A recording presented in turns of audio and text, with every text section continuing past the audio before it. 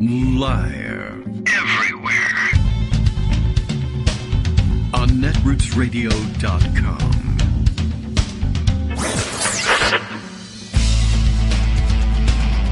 David Waldman. Kagro.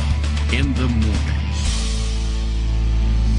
Now, here's David Waldman.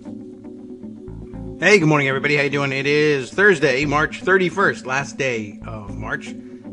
The ends of March, I guess you could call it. No one will call it that. It's all right. It's not necessary for us to go forward. It's March 31st, 2022. Man, I guess that puts us a quarter of the way through 2022 already. Time is flying when you're having, wars and pandemics, but not having to have them under the former guy. That makes life move a lot faster. That's good news. I see Greg already out there preparing his raft of stories. And by the way, I'm not warning you off of it or anything, but it looks like the Rafto Stories, interestingly, collects a number of stories about the possibility. You gotta kind of look out for these things as a amateur armchair epidemiologist.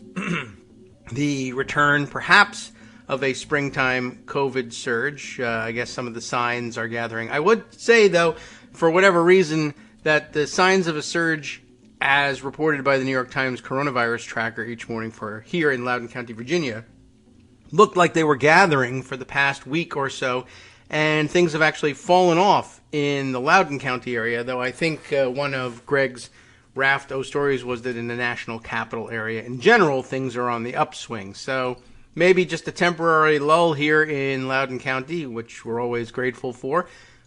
Or we're all immune from it because we're a race of supermen. I'm not certain which it is, but at any rate. All right, we'll check in with that, just something to keep an eye on, and you know how the country will react to the possibility of a springtime surge.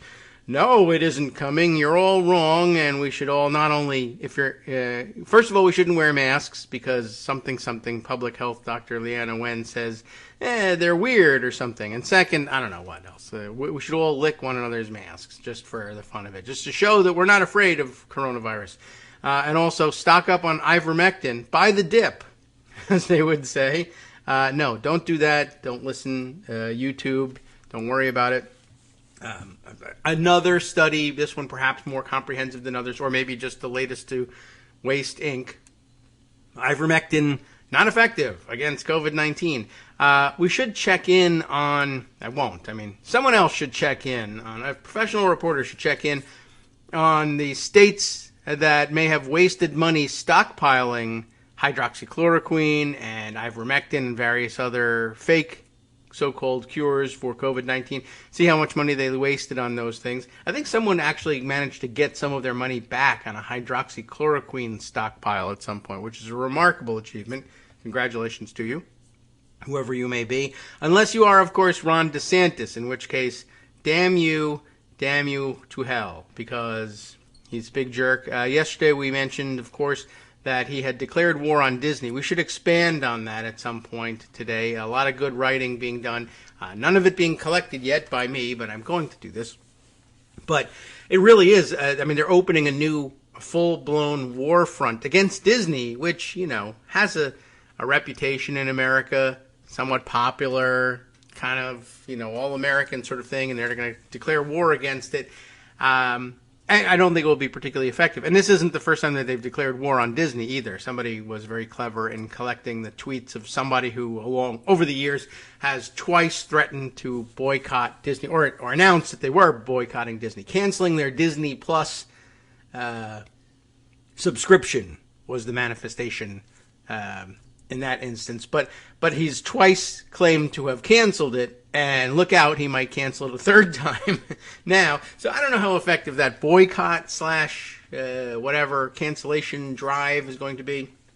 And I don't know who wins in an all-out war between the Republican Party and Disney. But it has gotten rather serious. It's not just that Ron DeSantis is upset that the Disney organization has, flipped its position on his Don't Say Gay bill and is now opposing it, as they have a right to do under the Constitution and whatnot. But it's not just that. they're actually actively attempting. This is sort of a party-wide effort. They've decided that the way to defend these bills and to go on offense with these bills is to say that if you oppose the Don't Say Gay bill, it's because you are a predator grooming children for sex trafficking. They're going straight to the QAnon thing and just saying anybody who opposes it or thinks maybe it's not a great idea to pretend there's no such thing as people with different sexual orientations, etc., that, not only is that going to be demanded of people, but the people who think, well, maybe that's not a smart idea. Maybe that will alienate people. Maybe that will drive people to despondency, depression, and possibly even suicide, if not at least withdrawal from society. And we lose out on the benefits of having those people integrated into society and contributing their various gifts, achieving their potential, staying off welfare if that's the only thing that bothers you. Whatever it may be, people who might think it's not a great idea to ostracize everyone, pretty much, are not necessarily doing anything wrong. In fact, they're probably doing things right. And yet, the plan is going to be to paint them with what I hope is failing in terms of painting Judge Jackson, but with the QAnon brush. It's really quite remarkable, and they're really going way out on a limb on this. And I, for one, would be happy to see that limb break off and plummet down the sheer side of a cliff to a canyon of lava below that then gets nuked from outer space. Thank you. I just wanted to let you know how I felt about that. But it is rather remarkable. And the fact that they're actually planning on this and unabashedly out there, in some cases, elected officials out there saying, yes, if you oppose this bill, you are probably a pedophile, is, of course, insane, but it's the move that their playbook would dictate, right? Probably because, why don't I say it? Probably because they have something to hide. I don't know how comfortable I am making the accusation, but I will say the history of Republican accusations of child pornography, pedophilia, sex trafficking, grooming have worked out at the rate of, I'm going to guess, about 99.9%. Turns out that the people who are mouthing off about that stuff have that in their past or their present, which is equally disturbing, probably worse. And I don't know why they can't figure that out. I don't know why they don't know that that's a signal that we should be investigating them. But maybe I should be glad that they're giving the game away every time. But anyway, serious development and something to keep an eye out for. And you'll be astonished when you see it if you haven't seen it yet. And if you have seen it yet, you are saying, duh, of course they're doing that. All right, Greg Dworkin, he's here. There's 34 notes in my Skype inbox. We won't do all of them. Okay, well, all right, 33 notes we're going to take care of next. Yeah, or at least 32. So if you don't have time to read everything, at least read my friend Daniel Summers, who's a pediatrician and, as he likes to put it, very gay, has a really good piece. I mean, he just does such a good job of humanizing the profession of pediatrics. Very humanizing. In Daily Beast. Yeah. Which is called Republicans Say Groomer to Put a Nice Face on Homophobia. Really gets to the point you were making. Yes. And he says the debate over the law has also once again brought the bogus concept of gay people grooming children into the conservative mainstream and is of a piece with an insidious push to curtail the rights of LGBTQ plus people nationwide. Similar rhetoric about protecting kids from the malevolent influence of queer adults has led to a catastrophic threat to medical care for trans youth in Texas and bans on trans athletes competing alongside others of their gender in Utah. Now, why, might you think, what does trans stuff have to do with it? Well, strategists, if you want to put that in scare quotes, because you should, for the Republican Party fully understand that gay marriage and adopting kids for gay couples is family-friendly and really, really popular. So they try to put things like grooming and trans issues into the conversation as much as they possibly can because it's a little bit less popular. So they're trying to go for whatever it is they think will work, and smearing people, they don't care. Yes, well, they don't mind that at all. But I guess that's it. But just as you say, just understand what they're doing. Right. Marjorie Trader Green the other day, making that that quote unquote mistake, that conflation overt the other day, and just right. Okay, that's an unpopular aspect of surrounding gender and sexual identity theory. So let's just graft that onto something completely different that also makes some of our people uncomfortable, and just say they're the same thing. Well, it's you know how this works. Police seem to be shooting people of color and marginalized communities way more than seems to be appropriate. Oh, yeah, well, defund the police. How do you like that? That's terrible. We can't do that. Yeah. Oh, right. You know whose side you're on. Mm-hmm. And all lives matter, except yours. That's not what we were talking. Yes, it is, because we say it is. Yeah. Yeah, right. Well, that's exactly. I think that's a great example of how they do this. I also, by the way, I have forgotten to mention up until this point, Madison Cawthorn and his idiot blatherings about cocaine orgies among the Republicans in Washington, D.C. They're mad about that, and but that has nothing to do with any of the things that they say are going on elsewhere. Well, I actually saw a tweet from a reporter who said they were talking to Republicans about this Madison Cawthorn thing, and it's really upsetting them because they're starting to get questions about what's going on in Washington from their families and constituencies. Like, are you involved in this? Right. Do you even know what that thing is that he said? He had a terminology for the cocaine. Key bump. I was like, what? The kids today. Boy, I got to look that up. Anyway, but, he knows a lot about that. What cocaine terminology. But we're going to make a segue, a complete break. No. And talk about something completely different. All right. All right. So my segue, how should we do this? I know. We'll tell dad jokes. That'll just completely change the subject. All right. All right. There are 10 types of people in this world, those who understand binary and those who don't. See, you get it? For dad's a mathematician, I guess. It's a dad joke. Okay. Well, I went to an engineering school. What can I tell you? Oh. Yeah, all right. A cop stops Werner Heisenberg at a traffic stop. Do you know how fast you were going? The cop says, and Heisenberg says, no, but I know exactly where I am. Well, that's something to start with. And the cop says, wait, you were going 70 miles an hour. And Heisenberg said, thanks. Now I have no idea where I am. All right. All right, so change subject, a little mood lightener there. Yes, I wasn't prepared for that. So let's talk about Ukraine. All right. Why? Now that we've lightened the mood? I'm lost.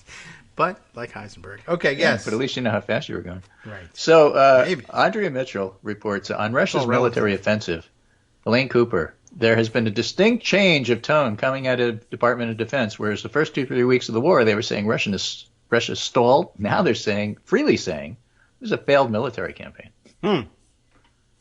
I'm glad they feel free to say that. And we're going to talk about that. All right. Yes, I understand. There's still missiles and artillery going off. People are still getting killed. It's still horrible. Yes. But I just want to try to put this in a little bit of perspective. And one of the ways to do that is to look at this globally. Before we get that, though, this is a story I just came across by Alex Horton, which is really remarkable. And it's a picture of a Russian convoy. Another Russian convoy. Trucks. Andre, you've lost another convoy. And the trucks, if you look at the picture, are camouflaged. That's why I can't see the picture. There it is. Okay. Yeah, at the bottom. And you see the way they're camouflaged is people have put sticks and branches on the top of the trucks. Yeah. And the title of the article is Why Russian Troops Are Using Tree Branches for Camouflage in Ukraine. Okay. That's a good question. Okay. And the answer is, so you can skip the entire article, analysts call a surprising lack of sophistication for such an advanced military and further evidence of how ill-prepared some commanders were for a sustained fight. Okay. Like, we weren't ready for this. We thought this would be over in 2 days, and we brought our dress blues, and, we thought we'd be partying in Moscow. Put sticks on the roof. So, we got to make up for lost time. So let's put sticks on the roof. That'll fix everything. And this comes amidst all this discussion nesting on them. That U.S. military, U.S. intelligence thinks Putin is simply not being told the truth about what's going on, that people were too afraid to tell him. not only what was going on in Ukraine, and I have a long piece about that, which I think is really fascinating and well worth delving into, which we will, but I just want to set the stage for this. Yeah. This is a piece from what happened to French Steiner? TV. Don't believe everything you hear. A lot of this is propaganda. You never know. But ooh la la. This is incredible testimony on BFM TV, which is like a 24-hour news channel based in France. Huh. All right. I don't watch a lot of French TV news. From the mayor of Melitopol, who was kidnapped for several days by the Russians. Oh. He says they had no idea what's going on. They told him, we're here to get the Nazis. He said, I've been in this town for 30 years. I never met one. Then they said, well, we're here to help the Russian speakers. And he said, well, 95% of us speak Russian, and we're fine. Okay. And then they said they heard that the World War II veterans of the town had been beaten up on Patriots Day. And he said, well, no, they're venerated, and that's not the point, because there's hardly any of them left anyway. Huh. The point they're trying to make is the Russian soldiers truly thought that they were doing something that they weren't doing, and they're trying to make the point that information is difficult. Now, take all of that with a grain of salt. You never know what's propaganda and what's not, but there's an awful lot of reports about that sort of thing, so I wouldn't completely dismiss it. This one is more business-oriented. Renault is exploring options to divest from Avto VAZ, which is about as big as BP exiting Rosneft. So corporations, not all of them, I think International Paper Company is still there, but a lot of places are pulling back from working with Russia. And here's a piece that says the head of the French military intelligence, General Eric Vidal, is losing his job after failing to predict Russia's war 7 months after he took on the role. One report said he was blamed for inadequate briefing and a lack of mastery of subjects. The U.S. correctly assessed Russia was planning a large-scale invasion. France concluded it was unlikely. General Vidal was blamed for that by France's military chief, a source said. So, that may be part of the reason why Macron was so, well, you got to talk to him. You got to be nice to him. You shouldn't be calling him a butcher and saying that he really needs to leave power because, we think the possible best outcome here, based on her intelligence from the guy we just fired. Well, all right. I mean, I certainly can't second guess them on this. I have no idea. I mean, the good news reading of this is you're incompetent, you lose your job. Yeah. It'd be nice if that happened in this country a little bit more. That seems so un-French based on my completely wrong impression of French people. Well, this is what happens, so I'm just telling you. Great. Okay, this is Germany. And again, I've told your listeners many times my opinionated opinion, that of all the countries reacting to Russia, to me, Germany's still the most remarkable. All right. They've gone from, pacifist to let's get this done. Germany's vice chancellor and economy minister, Robert Habeck, appeals to the people and businesses in Germany to conserve energy to reduce the country's dependency on imported energy from Russia, saying everybody who can should do their part. They're basically putting Germany on a war footing. Okay. Well, Germany. It's, Russia's invading neighbors. Germany should be on a war footing. Yes. Right. So all of that. And then here's God save the king. The long tentacles, ramifications of what Putin did. This is a completely different story. Washington Post, how a war in Ukraine crushed the hopes of thousands of elderly Japanese. And they're talking about the northern islands, which Soviet took over and Soviet Union took over, and Japan is still trying to negotiate to get them back. Sakhalin. And this has put all of this back on the back burner. Not easy to negotiate in the middle of Russia's aggressive war and invasion. Right. So you feel it everywhere is what I'm trying to say. Well, this is more of a military piece here. Shashank Joshi writes, commenting on a report, the Ukrainian city of Sumy came under attack at 3 a.m. on the first day of Russia's invasion. For most of the war, it's been practically besieged and regularly bombarded. 5 weeks after the invasion began, Sumy is now reconnected by road to the rest of Ukraine, and the siege is lifted. And Shashank Joshi notes, I find it genuinely hard to understand how Russia cannot reliably besiege, let alone take, a town that's 35 kilometers from the Russian border. Well, that's, damning. I think about their convoys being camouflaged with tree branches. Sticks, right, yes. Sue me. So sue me. Right? It's not my fault. Yeah, not my fault. Right. Sue me. So, this is the background for how things are going poorly, and that's just all the setup for discussing this article. And the article where are we going? Is from Lawrence Friedman. Yes. No dad jokes here, all serious stuff. Emeritus Professor of War Studies at King's College, London. War Studies. That's important. The British have a habit of just calling things as they are. I wonder if they have a professor of secrets, who basically studies, M6 and CIA and KGB and FSB and stuff like that. They have a Ministry of Magic. I'm a professor of secrets. What? Really? What exactly do you teach? Well, I can't tell you. Right. But I'm tenured. Keep paying me. So the problem with the Donbass is Lawrence Friedman's piece. Problem with the Donbass. Okay. In 2014, and this is interesting, he's going to describe what you might call a right-wing blogger with a big mouth and how that's relevant to this war. How is that relevant to anything? In 2014, Igor Girkin, also known as Strelkov the Shooter, became the face of the rebellion in Ukraine's Donbas region against the new government in Kyiv. 2014. Okay. He wasn't actually Ukrainian, but a Russian with a strong nationalist view who enjoyed historical reenactments of past Russian wars. Sound familiar? Yes. And had worked for the FSB, the successor to the KGB. He was a veteran of the conflicts that erupted in the former Soviet Union after its collapse, including Chechnya. And in February 2014, after a popular movement had led the pro-Russian president Yanukovych to flee, Girkin helped to create the conditions for the annexation of Crimea, before moving on to the supposedly Russophile Donbass, becoming the defense minister of the self-proclaimed Donetsk People's Republic. All right. So, he's a figure. He's not, a complete, I only do stuff online. He actually was out there, doing things, and sometimes in an official capacity supported by Moscow. And that's an important part of the story. All right. I believe it.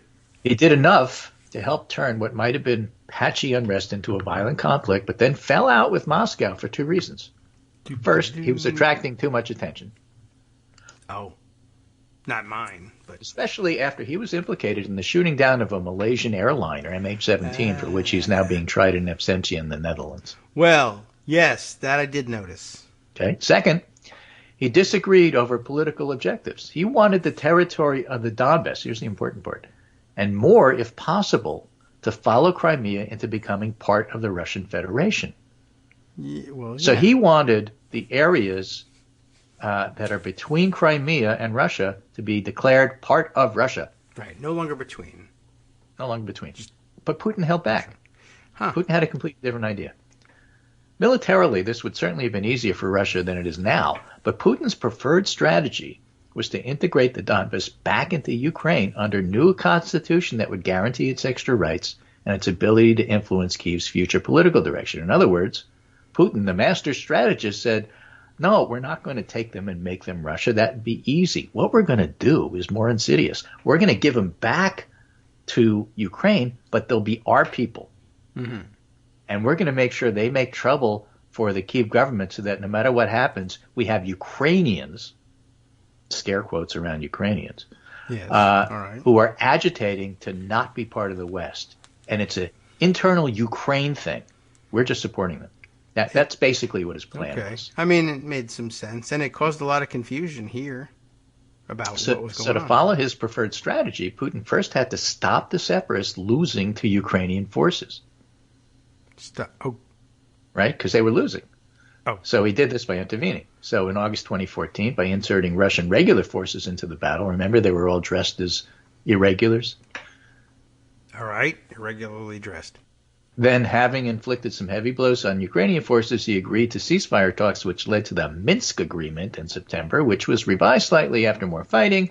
And in principle, these agreements achieved his objectives, but in practice they failed because they were never implemented. He was stuck with Donetsk and Luhansk, which were left in limbo while Ukraine continued, from Putin's perspective, moving western. And now he's responsible for administrating these two breakaway regions, calling them independent. So his plan was to make them independent, but integrate them into Ukraine so he could have a major influence on the Ukrainian government. And that's not what happened. He took them over with troops, and they said, all right, so you're here. Now what? Yeah. I want you to go back to – well, we're not going to do that. We don't like you. Okay, well, we're going to keep occupying you. Okay, well, we still don't like you, and we're still not doing what you want.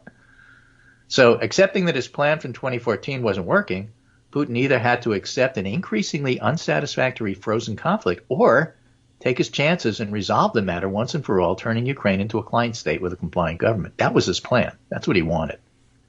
And that's why he was pissing off the blogger with the big mouth.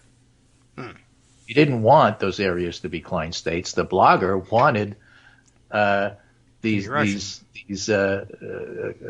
breakaway regions to be part of the greater Soviet Union, now reconstituted as Russian Federation, so I can do my, cosplay parades.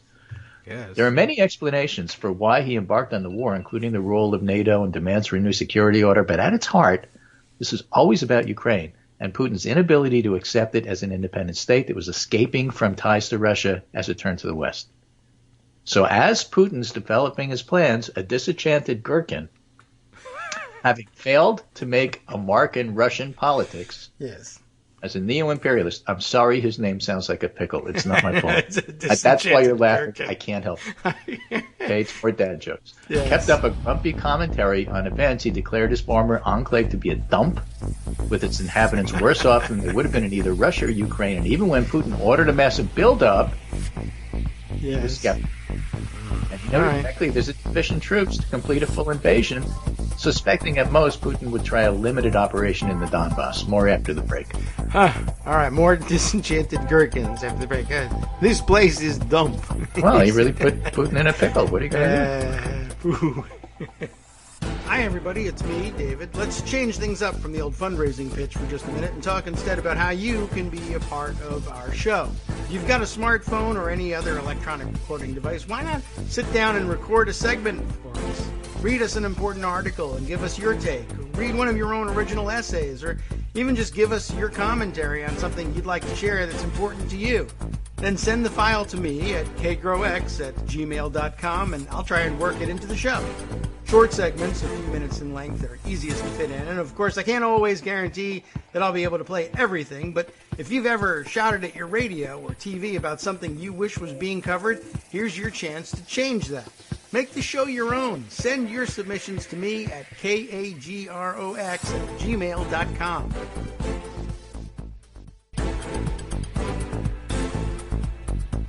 All right, welcome back now to the Gherkin in the Morning show. I guess we might as well just go right to it. Okay. So this fellow Gherkin is getting more and more unhappy with Putin because Gherkin wants Putin to take over these areas, and he correctly surmises, give you a little foreshadowing here, okay, that you can't do what Putin's trying to do. You either have to take over the whole country or don't do anything. Why? And he says it out loud and pisses Putin off. Okay. So have this some guy tea. Gherkin declares his former enclave to be a dump. The inhabitants are worse off than they would have been in either Russia or Ukraine. He's dump. Yes. And he says what Putin's trying to do with this buildup of forces isn't enough because the forces aren't enough to do what you need to do. Covered in sticks. And he still thinks that Putin's at most going to try a limited operation in the Donbass, which he's unhappy about because he doesn't see Putin actually annexing the whole thing, which is what he wants. He is a big wimp. So after a month of war, Gherkin observes that a catastrophically incorrect assessment of Ukraine's forces has been made, and there was now a risk of a long and debilitating war, a bloody push and pull. And now he views the conflict in even more apocalyptic terms. His reaction to the war going badly is not to advise abandoning it, but instead doubling down, generating more reserves from within Russia, putting the whole economy on a war footing, breaking off negotiations with Kyiv and the West, seeking to liberate more territory, and the war must either be won completely or it'll be lost completely. And losing is a distinct possibility. And he says, as things stand now, there's only a few weeks left before the forces in the Donbass will be unable to function. This is a pro-Putin guy who's now saying Putin really screwed up Oh, well. And like I say, he's really starting to piss Putin off. Well, rest in peace, Igor Girkin. So the analyst who's writing this story says, look, Girkin himself is not important. But the line he's taking and the impossible advice he's giving indicates how high the stakes are for Putin. Western attention's naturally drawn to the brave souls protesting a cruel and catastrophic war in Russian streets, and hope for some sort of regime change in Moscow conveys a desire for a more reasonable and less obsessive figure to take Putin's place, ready to end the war, et cetera, et cetera. But for the moment, it's important to note that Putin may be just as vulnerable to his critics among the hawkish nationalists. That is to say, he's getting pressure from the right, from people like Girkin. As much pressure from them as he is from technocratic circles alarmed at the path now taken. And the nationalists are the ones that have been energized by Putin's aggression, and they'll be the ones most upset if he fails. Yes. And that's something that Putin has to handle. And I don't hear anybody else talking about that. That's a why good I thought point. this is interesting. Yeah. So there will be those upset, the militants upset with his unwillingness to go far enough. Yeah, exactly. As cracks start to appear in the state-controlled media challenging the view that the military campaign is going well, and that's going to happen, and on schedule, and that's going to happen, those sounding the alarm warn of the consequences should the multitude of Russia's enemies, from Americans to the Nazis, triumph. And they want to move beyond the limited operation Putin claims to have set in motion to something much more absolutist. And Ukraine must be defeated and seen to be defeated no matter what the cost, because, otherwise Russia loses. Otherwise Mother Russia loses big. All right. So perhaps because he's aware of this, Putin shows no sign of relenting on any of his core demands. He dare not confirm the weakness in his position, and that needs to be kept in mind when considering the evident uncertainty in Moscow about how to bring the war to a moderately satisfactory conclusion.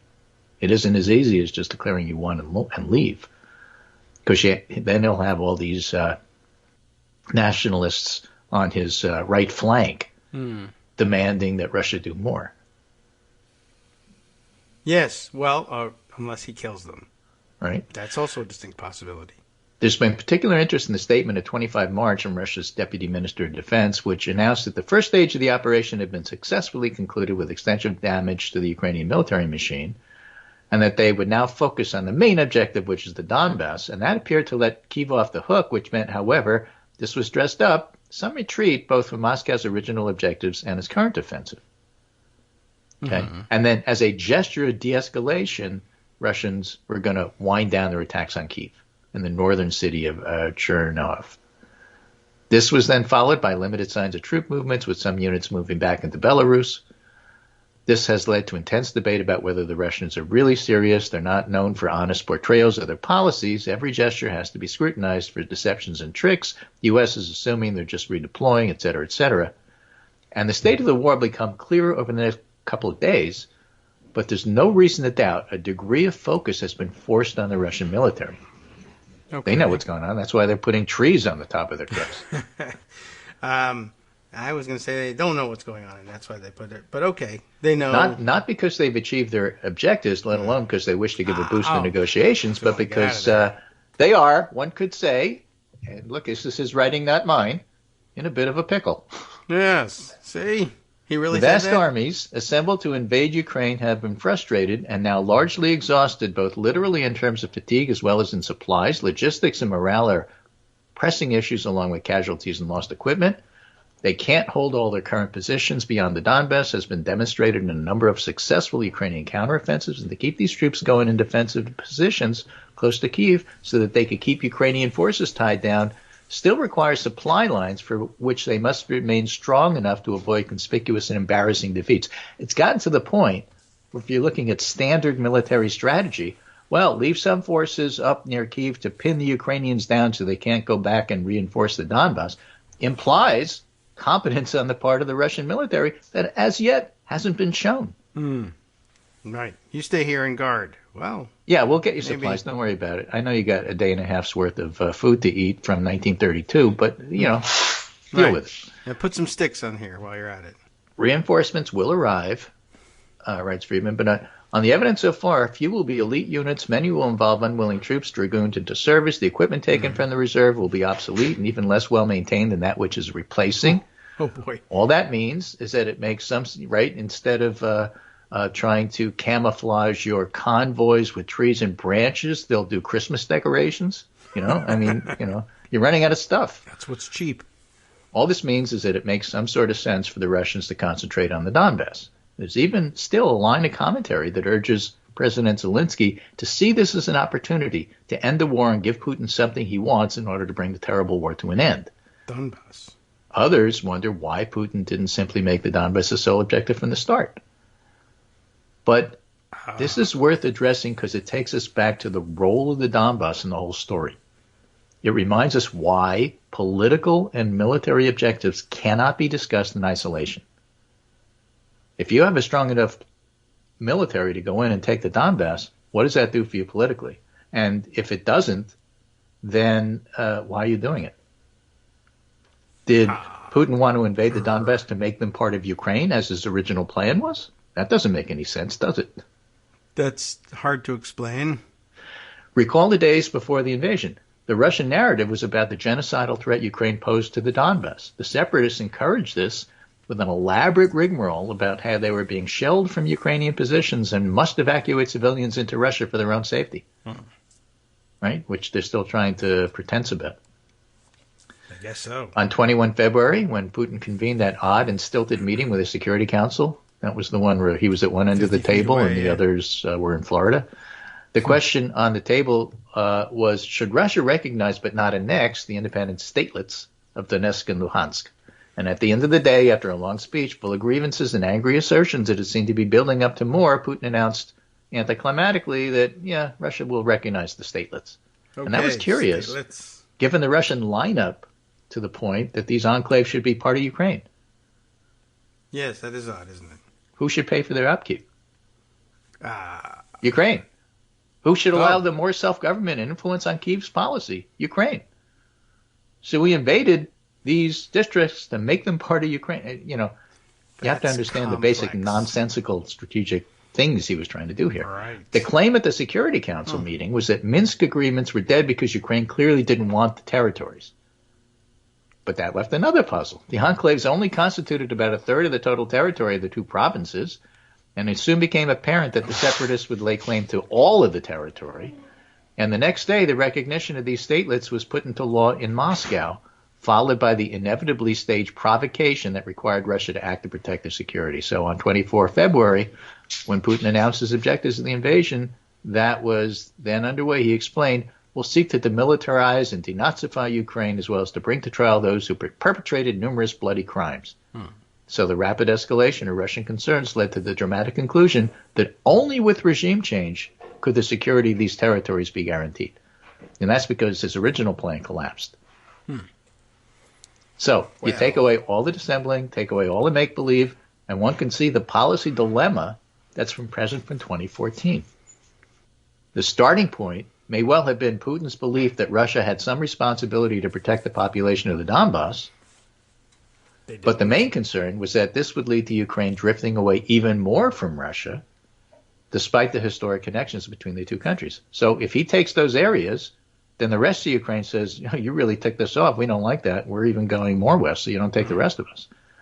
And although Putin's actions in 2014 accelerated the detachment he hoped, somehow to use the Minsk agreements to pull it back. And the effort has proved to be futile, which is why he really did want to achieve regime change in Kyiv as the only way to reconstitute that lost unity. And that partly explains why he held back from taking the Donbass in 2014 when he had the chance, but it wasn't the only reason. There were three others. First, he was aware there was no real clamor to join Russia. Second, there'd be far more severe Western sanctions imposed on Russia than those following Crimea. And third, a new border would be created between Russia and Ukraine that would then have to be defended against an angry Ukraine that would get increased backing from the West. So there were reasons not to take it then and just do this subterfuge that, they're independent, yada, yada, yada. And all those considerations still apply, except even more so. As long as Putin stays in power, the alienation of Ukraine from Russia is complete. It will integrate more with the West. As long as Ukrainian territory is occupied, sanctions will stay in place. The Ukrainians will keep up the pressure on any new ceasefire line. The army is no longer one that Russia dare underestimate. The problems of governing and controlling the territory will be immense. They've destroyed those they were going to save. Their prize from the war will be shattered into populated towns and cities. That's why taking Donbass is not a satisfactory consolation prize for Putin at this point, let alone for hardliners.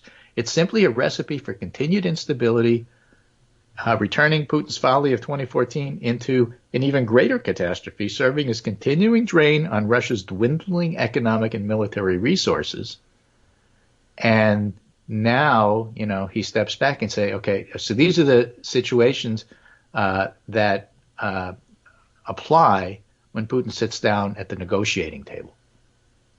What's the negotiation? There's nothing Moscow can do now to achieve something that's going to outweigh the cost they've already incurred.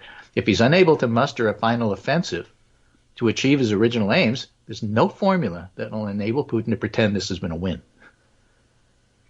As Igor Girkin, force of will, the pickle guy, has observed, he'll have lost as completely as he once hoped to win. I think it's an excellent essay that really puts a lot of this stuff into perspective. Yes.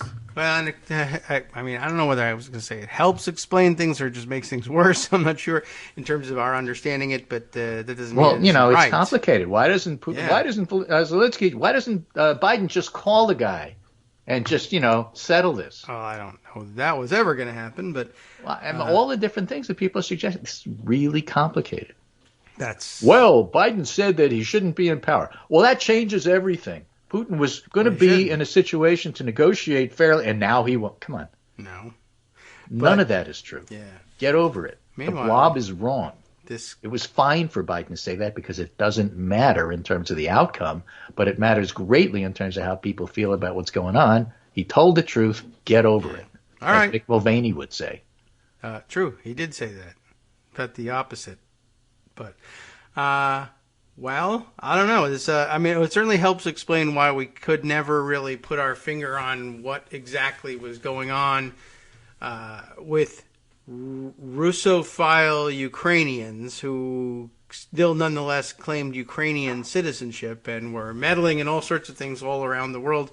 And every once in a while, I guess, affecting Russian operations, implementing Russian operations abroad, and Russia was able to, pretend they didn't have their fingerprints on it. It's not us. These are Ukrainians. Now, granted, they're pro-Russian Ukrainians, but we're not pulling their strings. These are really the Ukrainians who, we ought to be recruiting with campaign in a box situations to make sure that one of these guys is the next president of Ukraine. Right. and that they therefore they don't have to know anything about politics. We just want them there. Yeah, they'll do what they don't know because they don't know anything about politics. They'll listen to us from us, right? And it's interesting. And I was thinking about how Lev Parnas and Igor Fruman fit into this framework where and Paul Manafort. Yes, where they were working to undermine all Democrats in general, but working to undermine. Biden, of course, by helping to shake loose whatever manufactured dirt they thought they could get. And it's not by the way, that's just Manafort, Donald Trump's campaign manager. Yes, that's the guy. But I was interested in how it wasn't just the fact that the Trump camp was throwing Parnas and Fruman under the bus and saying we have nothing to do with them or whatever that made them appear to flip their allegiances in court here in the United States, but also the fact that they have Ukrainian nationalist ties, but also Russian ties, and it was very confusing for a long time about how to reconcile people having both and getting information from members of the Ukrainian parliament, but they were members of the Ukrainian parliament that had been placed there by Russia. They had moved from Russia. They were Russian in every respect, but they placed themselves on Ukrainian soil and found their way into government there, and the government was speaking with two different voices. It was all very confusing and difficult to understand, and I guess this lays out some of the complexity, and actually I guess it clears it up, but it only makes it clearer how muddy it is, I guess. Yeah, but it's very interesting. Yeah, well, okay, that's it's the a way great things answer for why don't you real just world usually are. Anything that starts with "Why don't you just," Oh yeah. you're not really understanding the area, are you? Yes. Well, we've used that as a prefix on the show as a why don't you just isms. It's a method of approaching government, but not very sensible. All right. So Igor Girkin. By the way, I was interested in how he seems to be advocating for like Afghanistan too for the Russian Federation.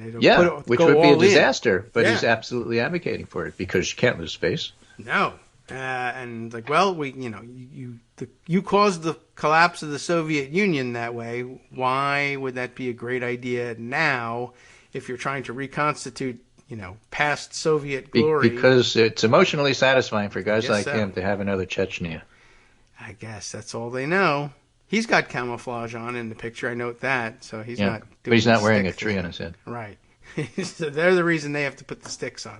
That means he's not actually in the Donbass right now. No. Oh, that's a popular thing, too. I happened to see flyby on Twitter yesterday. I guess the Chechen military leader that has been dispatched to Ukraine with a gang of Chechen mercenaries. Thugs. Who apparently has had, this great interest in showing back home on social media that he's in the thick of the fighting there and keeps sending out Instagram pictures of himself appearing, staged to look like he's in the thick of things, and everybody pointing out, look, what's in the background is he was at a Rosneft gas station, and people are pointing out there's no Rosneft gas stations in Ukraine. He's on Russian territory here. Why is he pretending he's there? I thought that was really interesting. That he seems to be intent on pretending that he's in the middle of the war to project a tough guy image, I guess. But on the other hand, you could say this for him: he's not crazy. He's not going to put himself in the middle of the war and get killed. There's Russian generals getting killed left and right. Well, killed or faking their own deaths to move to Montana. I'm not sure which, but. I don't know. This is an incredibly complex situation, more complex each day. And I guess you could, obviously because it's so complex, you could spend hours on it. And we have, as a matter of fact, and we're going to do some more. I'll throw in another thing. I mentioned the story the other day that there was a report that one of the Roman Abramovich, I think is the guy, the oligarch who owns the Chelsea Football Club and allegedly is involved in the peace, quote-unquote, peace negotiations between the Russians and Ukrainians, and then claiming that he and some members of the Ukrainian delegation to these meetings had been lightly poisoned, I guess.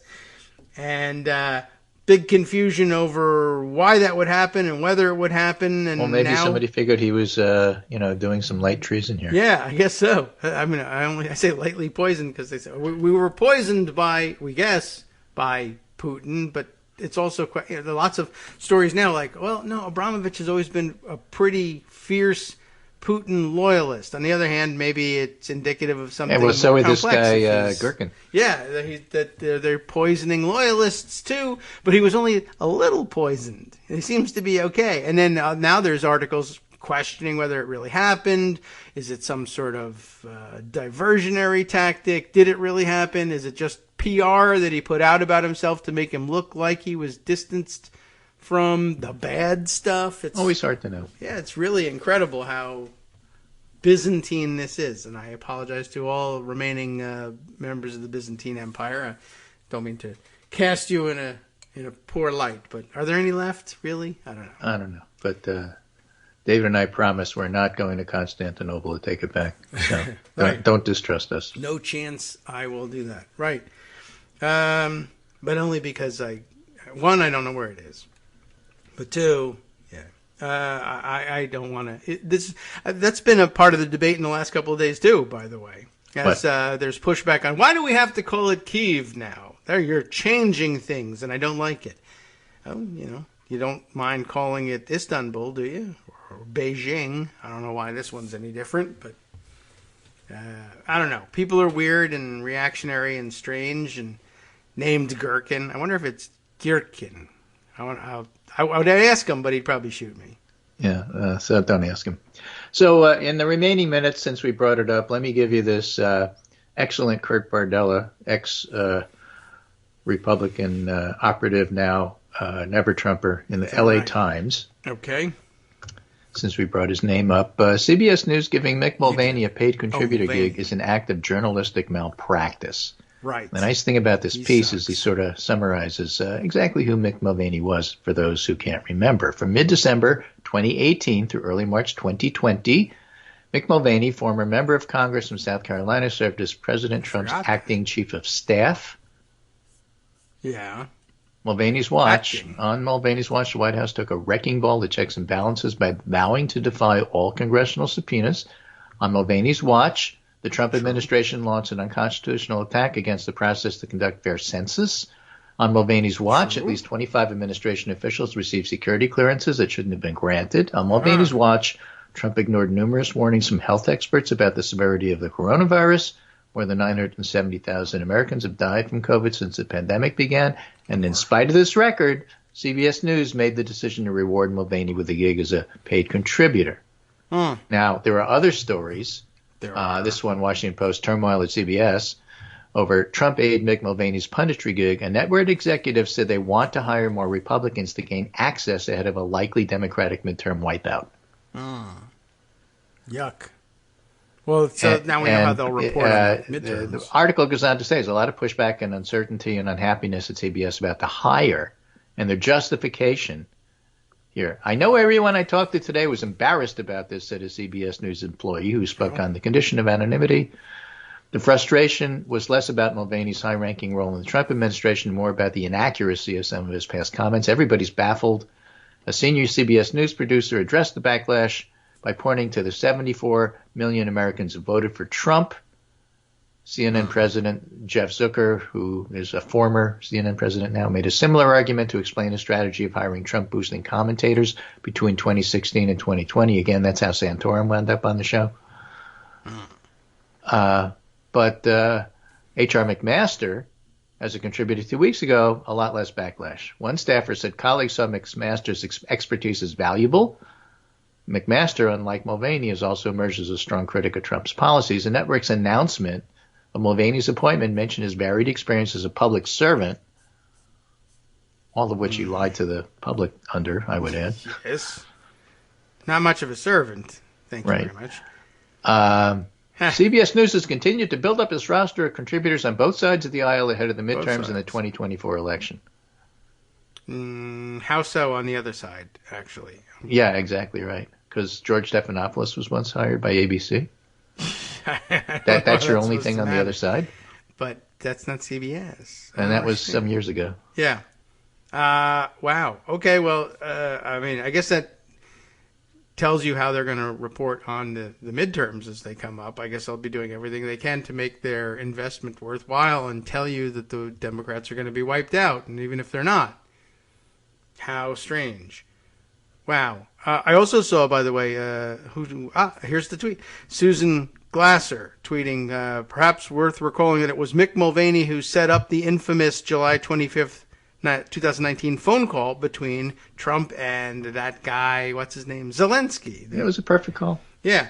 And it was Mulvaney that had to set it up. So to be offended that Mulvaney is hired as a truth teller because it's like the news division. Right. Ridiculous. Well, we need his perspective. Absolutely disgraceful. Both sides. We need a liar and a truth teller. So, even that way we can justify it.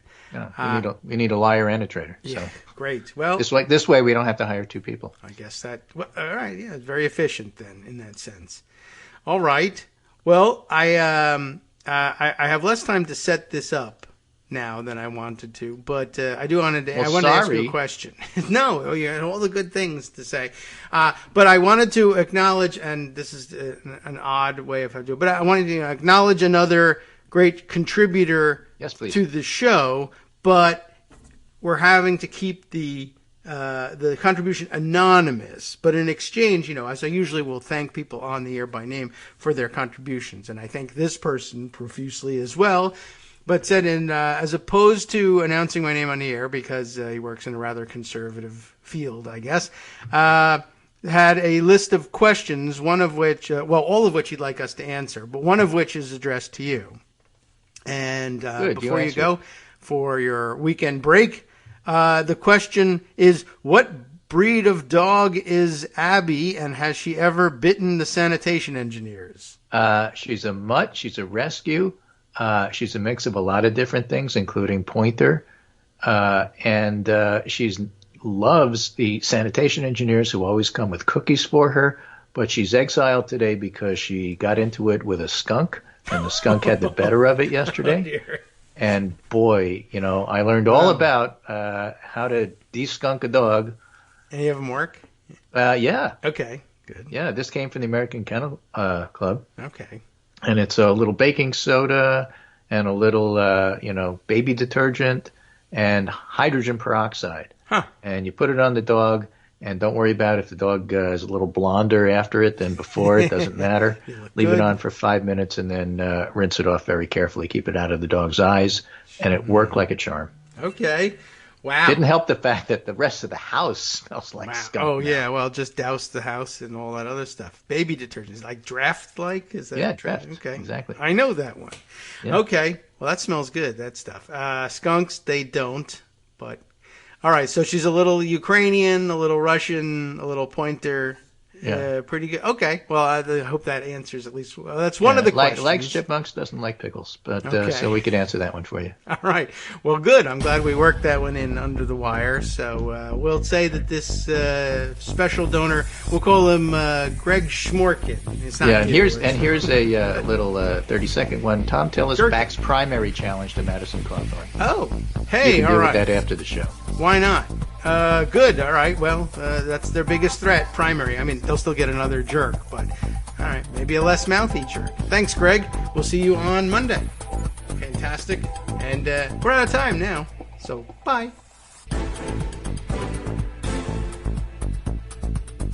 All right, welcome back now to the Kagro in the Morning Show here on Netroots Radio. I guess I can spend some time now on the rest of the questions, since there are others, but that was the one that was Greg specific, or that required Greg on hand to answer. So, I mean, is that an answer? And what breed of dog is it? A little bit of everything. That's good. That's very inclusive. We like that. It's very, very progressive in that sense.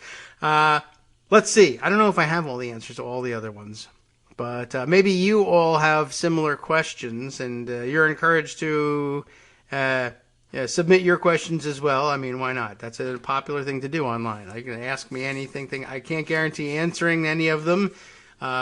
Some of them I won't know the answer to. Some of them I won't want to answer, or some of them I'll forget to open your email. All sorts of possibilities. However, this one's open, so let's take care of a couple of the other ones. I'd be curious to know how many of the rest of you were curious about this and just either thought, well, one day we'll find out, or hey, who cares? Or I don't know. But next question, who is responsible for that god-awful auditory Nike swoosh that bisects the otherwise pleasant KITM introductory music? And when will that person be taken out and shot? Oh, my. Well, they won't be, because they produced this thing for us entirely for free and like on a rush basis. And I guess I won't name names now because you're mad at it. But I don't know. I think I know the one you're talking about. But that's like drama. That's auditory drama. And I don't know, something else. But we all had to construct it with royalty-free music and components. But also, like, you had to know what the hell you were doing. Like, this is one of the things about doing the podcast, right? We said, well, clearly we need some kind of introductory music because reasons. Right? A real podcast has music that introduces it. And, everybody's in the same boat. They all got to use royalty-free music, or else you're paying every time you play it. So, I know that that's the case, that I need royalty-free music. But how do I get it? I don't know. So you need somebody with, audio engineering chops to say, I will take some of this music and some of that music and mix it together and put one of these in there and one of those in there. Or I don't know, maybe it was already mixed, the file. So it could just be, well, the person who selected the file is X, but the person who built that file is an unknown why to us, but that's the answer. It comes out of the royalty-free music catalog that you can use for free without having to pay anybody if you want to have music that starts your show. How's that? But again, that was me saying, I guess I got to have music. Can you just for free just find me some and then like announce some stuff, like make up some stuff to say about how this is the name of the show and we're beginning it now, and then find somebody with a deep voice like yourself, or fake a deep voice, or use audio effects to lower your voice, whatever you have to do, make it sound like it's supposed to be the intro to a real show. And like when you're just making it from scratch, and of course, you know how it is with everybody hates the sound of their own voice when it's recorded, right? So imagine having to put up with that and then having to turn that over in 24 hours or so and say, well, here's the intro to your show, knowing that, you know, I don't know that much necessarily about the person I'm doing this for. They should be grateful that I did it for them quickly and for free, but what if they're, you know, a prima donna and they're saying, this is no good and I want to tinker with it or get a different voice or take the swoosh out or something, right? You know, I took what I was given. And, of course, I'm not listening to that. I am just sort of listening for the change in the music that says, go, it's time for you to talk. Oh, yes, right. So I don't pay a great deal of attention to it. I'm just grateful to have it, because otherwise, well, could you succeed with a podcast that didn't have a musical introduction? Everyone would think it was so weird, even though it has nothing to do with the substance of the show. We like to think we would be attracted to the substance of what's going on in there and not the trappings on the outside. But it would probably bother you if what if the show just started, you know, with just silence and then me talking, and there was no musical cue for when you were going in and out of breaks or whatever. I don't know. That would be pretty annoying. So it's an enormous component of the show, and I'm going to express great gratitude to the folks who were able to put together these packages. And now I'm afraid to name them, even though I'm quite grateful to them. But don't blame them. And they've made the whole thing possible, make the whole thing sound like we know what we're doing here. So let's see. I would like to know whether he decided to put the swoosh in or whether the swoosh was just in the music bed, and that's the one that we picked because it sounded newsy / progressive / exciting, and that was it. I didn't hear the other options, and I don't care to. If I did, I would be paralyzed by the choice. I don't know. This one sounds more progressive than the other one. I would have been lost forever. So, all right, let's see. Other questions. Oh, what is the name of the French singer used in some of your show breaks? And will you please give her my phone number? That comes up a lot. People ask that all the time. And that, Justice Putnam is entirely responsible for. What happens during the break on this end of the show has nothing to do with what happens on the listener end of the break. I just keep playing that same music that you hear that comes up 30 seconds before the break. And it plays all the way through. And I, you know, bop along to it and at the right moment say I'm back, and I don't know. So I send that out, and Justice jumps in the break, and he's the one that's converting the crap I'm sending him into the live stream that goes out to you. And at some point during those breaks, he breaks in and plays this music. And as I recall, the question's been asked before, and is the name of the singer France Gall? Is that correct? And I think this is sort of like, 60s era French pop. And I think the last time I looked this one up, that's who we were talking about. So, I mean, unless it's changed, because one thing about Justice is he's got an enormous library of music to call upon, and a lot of foreign and particularly French music. And so, I don't know what else to say about it. But how about this? By the way, I looked up France Gall in Wikipedia, and she is, that's not her real name. I mean, Gall, Gall, is her actual surname. She's known professionally as France Gall. Like, if you thought that was really fortuitous that a French singer would be named France. That was made up. Isabelle Genevieve Marie Anne Gall. So, at any rate, that's whose phone number you're looking for. Now, what I thought was really interesting was that, I don't know if the song that we're using is the one she won with. She is a Eurovision Song Contest winner. Did you realize that? But competing for Luxembourg, of all places. So, in Luxembourgish. This is like the second time this year we've been talking about Luxembourg and their own language. And, I don't know. Very interesting. So I think that's the one you're thinking of. Okay, I should do these questions faster because they're not that compelling in terms of content versus, like things that are going on in politics and all. But it makes for good chit-chat. I'm dedicated to getting through these, if not all at once. Number 4 question here. Oh, this is a good one. How many exactly brothers do you have, and did any of them vote for Trump? None of them voted for Trump. I mean, they didn't tell me, but I doubt it. Can't believe it. But that comes up, I guess, because I'm constantly saying, oh, one of my brothers did this, the other that. There are, what do they say in Good Will Hunting? 13. How many? He's got Billy, but I can't think of all the names. I can't make up names for all of them. Billy, Bobby, Joey, Frankie, Fred, Barney, SpongeBob, Bam Bam. I don't know. I can't come up with names that quickly. There are 5, and the way it works is, technically speaking, 1 brother, 2 stepbrothers, 2 half-brothers. All brothers. I have no sisters whatsoever. So that helps explain it, right? Why? Gosh, that seems like a lot.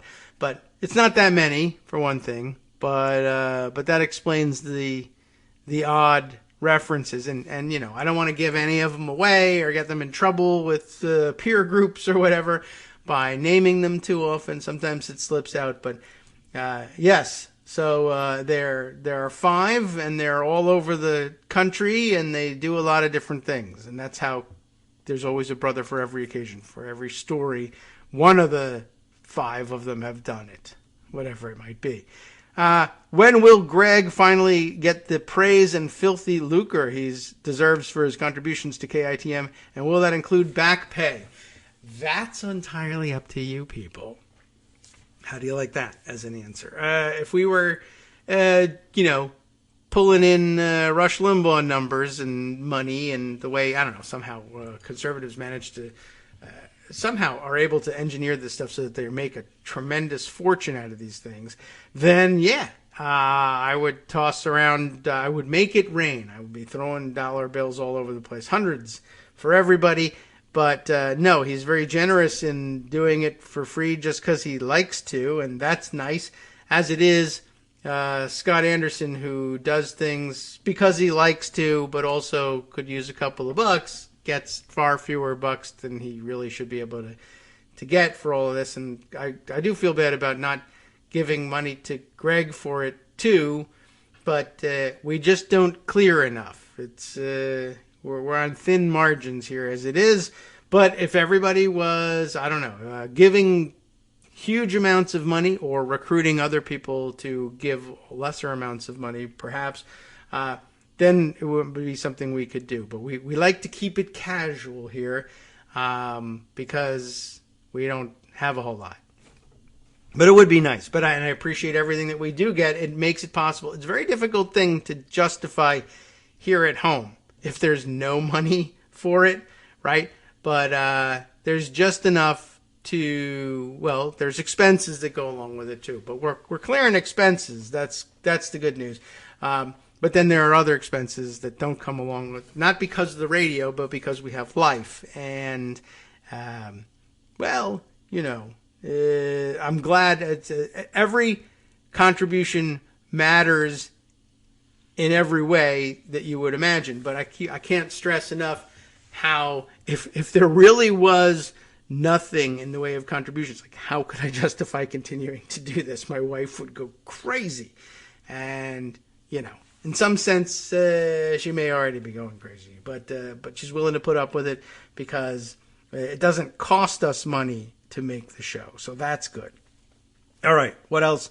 What is your favorite kind of music? That I can't answer.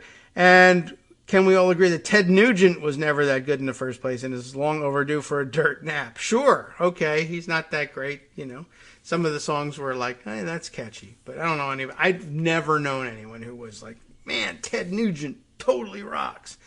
I've listened to it. I've heard it.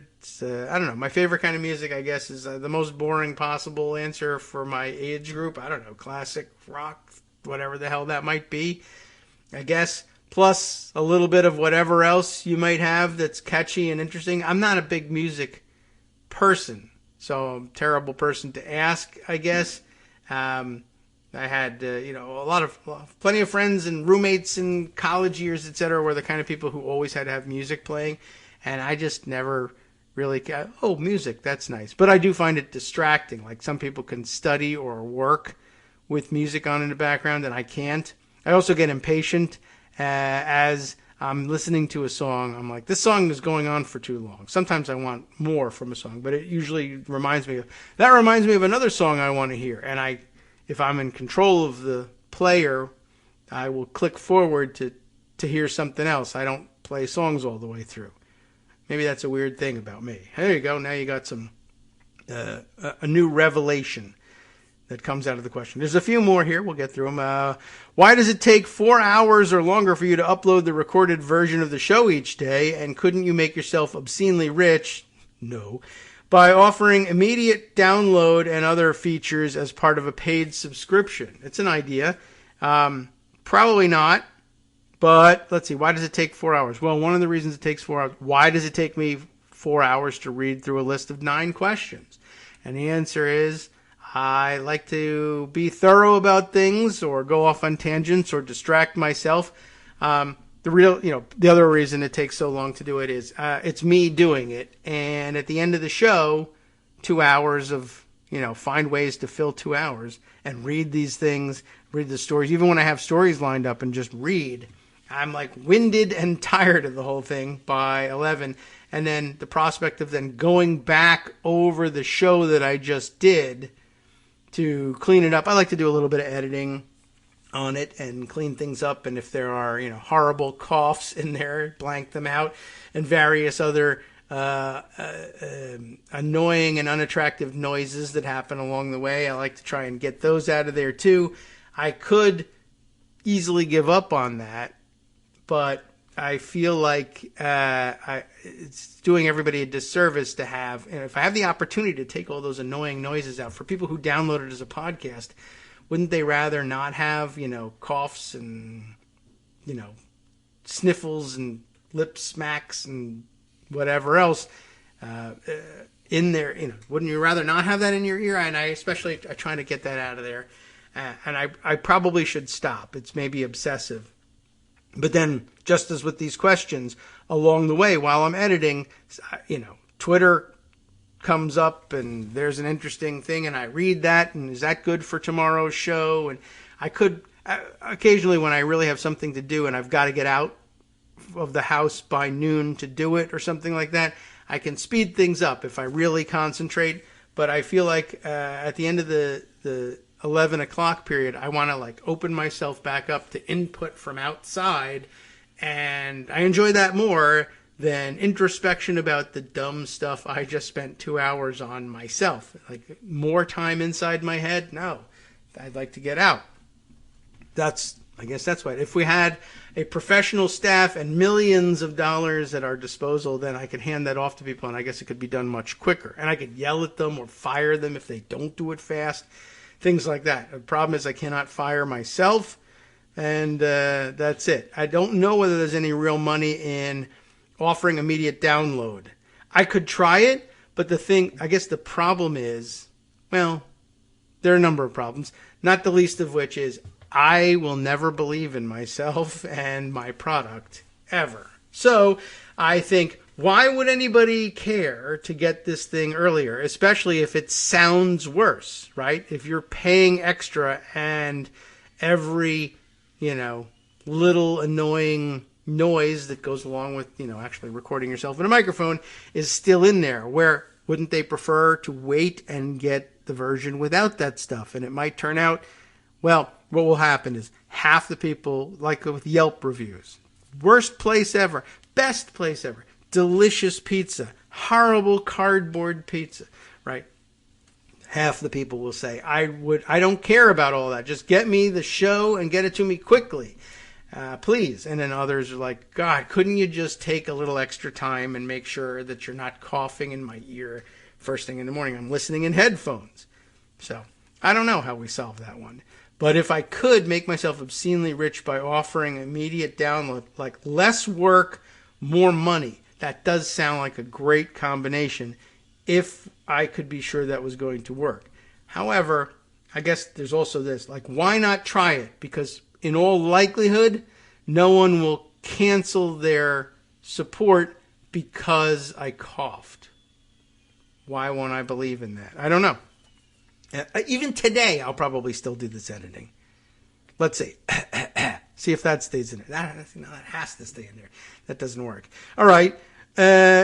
Number 8 is, can you see Lowe's Island from your KITM headquarters window? That's the golf course that now is known as the Trump National Virginia golf course. Can you see Lowe's Island from your KITM headquarters window? I can't see anything from my window. The shade is always down here. Now it has to stay down because there's guys building a deck next door. And they'll be like, what are you doing? Why won't you work? You're just sitting at your desk. I'm angry. Can you see Lowe's Island? No, I can't actually see it. Will you please warn us when hordes of zombie maggots start swarming into Algonquian Regional Park? That's closer to me. That's on the other side of Lowe's Island. To harass Democrats peacefully barbecuing. Sure.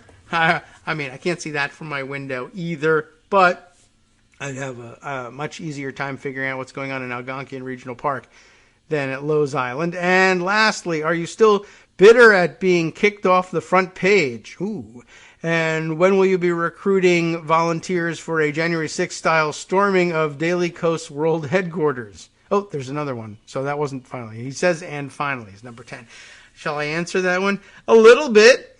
Yes. Would it be dishonest to say no to that? I mean, the parting was as easy as it can go, given that it was all about, you've said something so beyond the pale about Trump, and we're worried about backlash. And like, okay, you have to worry about those things in order to run a large enterprise that employs lots of people and is subject to, and has been subject of, attacks from the right wing before.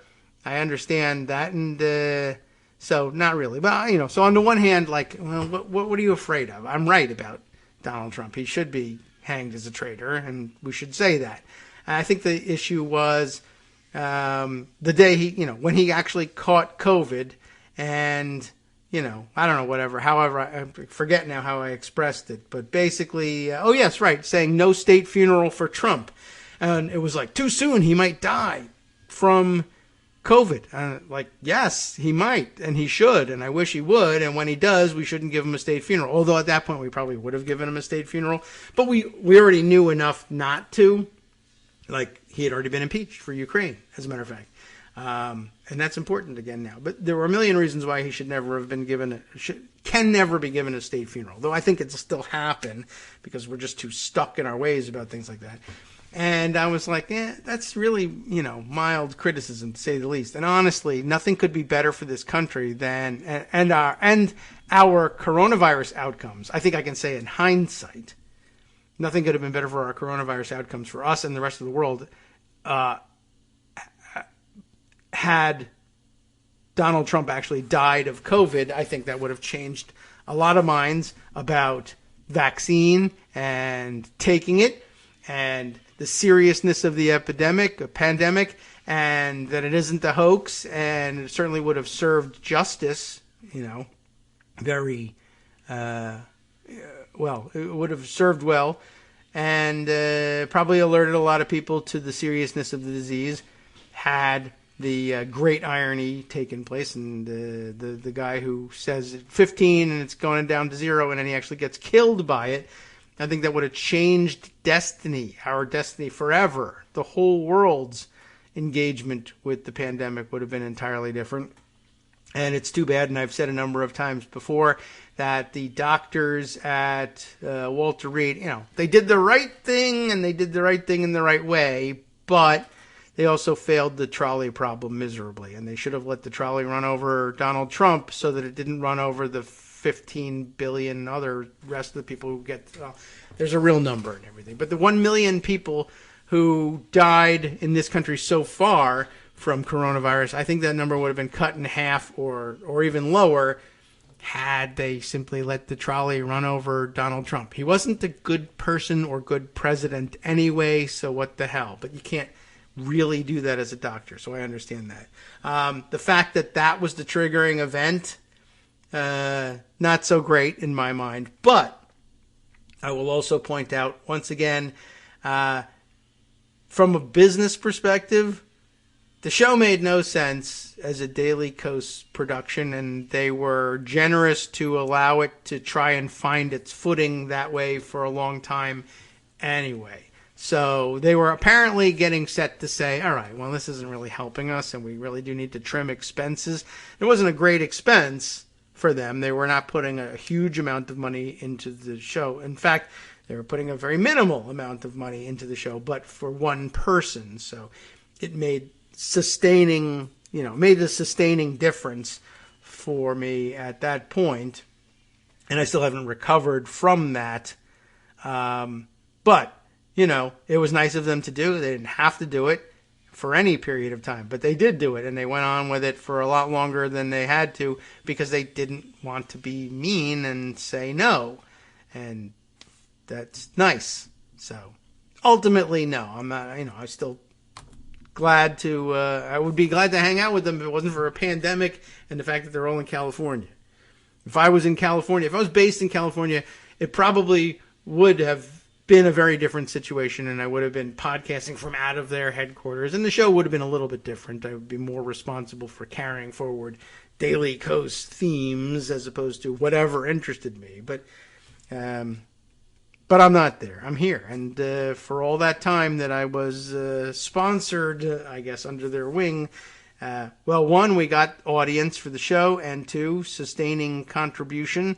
So bitter that it's gone. I guess sad that it's gone. Bitter? Nah, I don't think that's entirely fair. Wow, I'm using up the whole segment on this. Is this worth the money? All right, I hope so. Maybe all the rest of you will want to take up a segment too in exchange for a couple of bucks. What does it really cost, right? Finally, number 10. I don't know. These seem like intriguing questions to me. How would you personally solve all the problems of the Israeli-Palestinian conflict? And what makes you think you are any more qualified than Jared Kushner? Wow. Well, I'm more qualified on a couple of things anyway than Jared Kushner, but ultimately, certainly on the Israeli-Palestinian conflict, not at all more qualified. How would I solve it? I would hire somebody who knows what they're doing, not Jared Kushner. So there's one way I'm more qualified than Jared Kushner. Jared Kushner would hire Jared Kushner to solve the Israeli-Palestinian conflict. I would hire literally anyone else, and that puts me a step ahead. So that's good. I think I hope those are satisfactory answers. It was great to spend a segment on it because, man, I'm tired of news. And I don't know, maybe this serves as a way for us as an audience and podcaster and audience to form a more intimate bond that will encourage one of you to give billions of dollars to the program and something.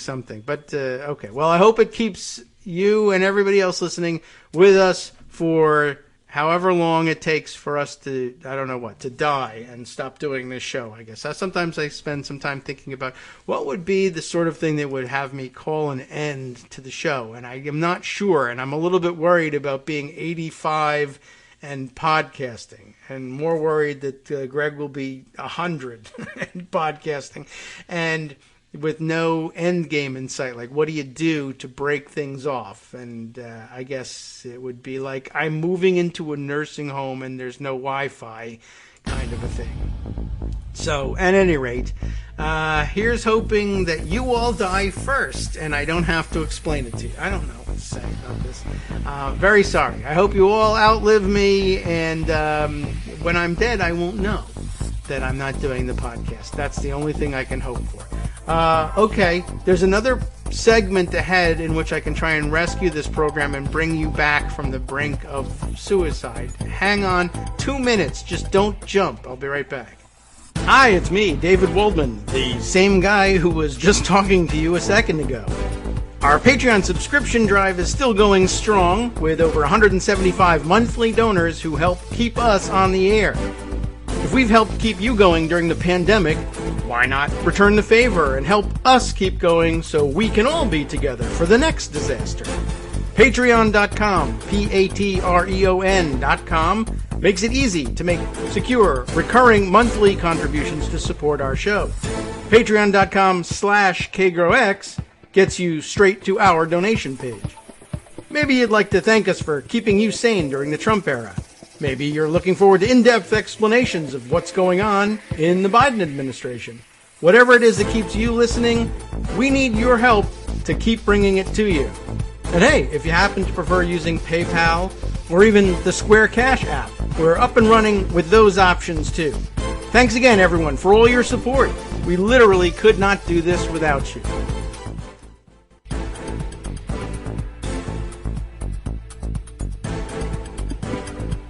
Welcome back now to the Kagro in the Morning Show.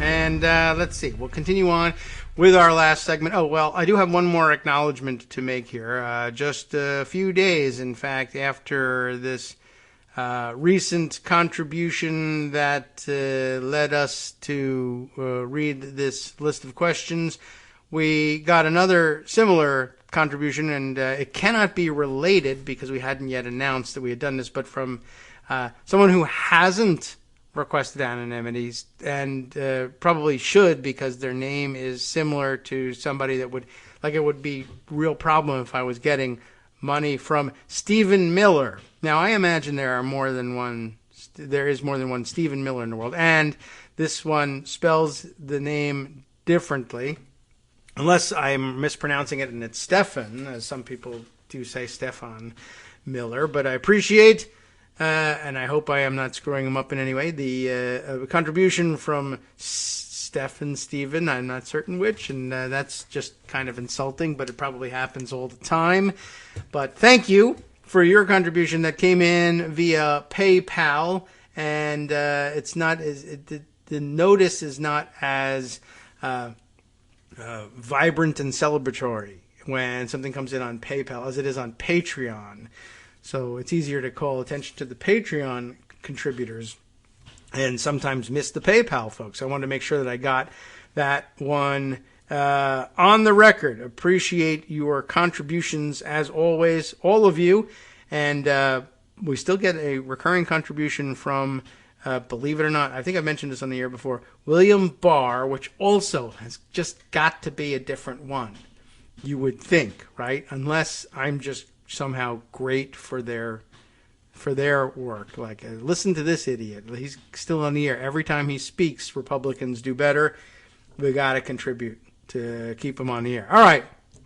Well, anyway, now back to the news, if you would be interested in any of that stuff. Let's see. I have this bit of information to add to our general mix of news from the Washington Post.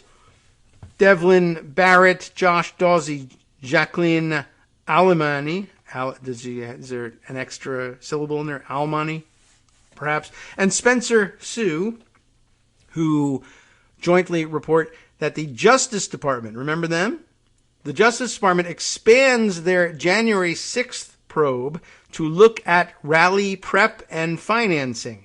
Subheader reads that the subpoena requests that they're now making seek information about the planning for gathering outside the White House that preceded the Capitol riot. This is meant to be and is offered up. I'm reading it to you. Not only was it reported for this reason, but I'm reading it to you in particular to counter the worries that the Justice Department isn't doing anything, even though we all wish that there was more obvious activity. Empty Wheel keeps reminding us there's actually plenty of activity. It's just sort of bureaucratic in its nature, but the things that are happening and the filings that are being made are not, there's not dramatic courtroom scenes, Perry Mason style, and people aren't, Trump's not in jail, and that's what everybody wishes would happen, and that's not going, well, it may never happen, but if it ever does or even threatens to, it's going to take a lot of work to prepare the ground for that effort. And Empty Wheel, Marcy keeps telling us that that's the case, and whether or not, and she's not promising that it'll ever happen, but that if it was to happen, it's not going to happen with, grand gestures. It's going to take a long time to roll this case out. And that's problematic and troublesome because, of course, Republicans, that gives them time to sabotage, undermine, and call an end to at least the January 6th committee's work, and makes things much more difficult for the Justice Department to conclude their work if they're in control of Congress. So just let's not give that to them.